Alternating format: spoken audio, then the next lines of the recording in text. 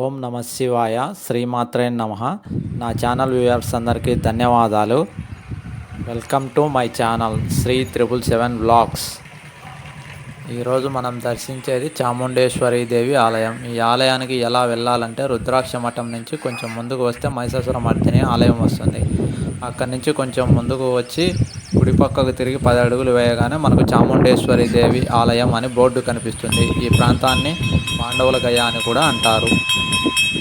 ఆ బోర్డు దగ్గర నుంచి కిందికి మెట్లు ఉంటాయి. మెట్లు దిగుతుంటే లెఫ్ట్ సైడ్ చిన్న గుడి మాదిరి కనపడుతుంది. అది కాలభైరవ ఆలయం.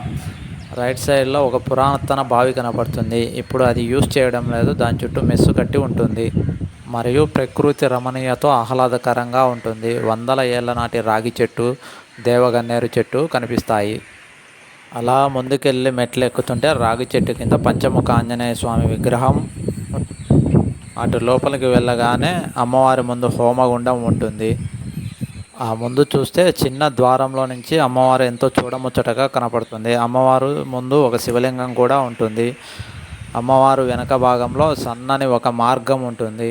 అమ్మవారికి నల్లటి కురులు కూడా అలంకరించబడ్డాయి. అమ్మవారి వెనక నుంచి ఆ మార్గం ఏమనగా పురాతన కాలంలో సిద్ధులు, యోగులు, మునులు భూగర్భంలో, రాయి కట్టవాడులలో, పుట్టలలో, ఇటువంటి వాటిలలో ధ్యానం తపస్సు చేసుకుంటూ ఉండేవారు. ఆ కోవలోకి చెందింది అమ్మవారి వెనక ఉన్న ధ్యాన మందిరం. ఈ ప్రాంతం ఎంతో ఆహ్లాదకరంగా హాయిగా ఉంటుంది. ఈసారి శ్రీశైలాన్ని సందర్శించేటప్పుడు ఖచ్చితంగా చాముండేశ్వరి ఆలయాన్ని దర్శించి తరించండి. అదేవిధంగా కాలభైరవ ఆలయాన్ని దర్శించి తరించండి.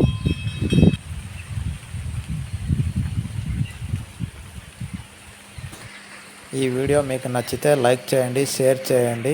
మరిన్ని వీడియోస్ కోసం సబ్స్క్రైబ్ చేయండి. శ్రీశైలం గురించి మీకు ఏవైనా డౌట్లు ఉన్నాయో కామెంట్ సెక్షన్లో కామెంట్ చేయండి. నేను ఖచ్చితంగా రిప్లై ఇస్తాను. ఓం నమ శివాయ శ్రీమాత్రే నమః.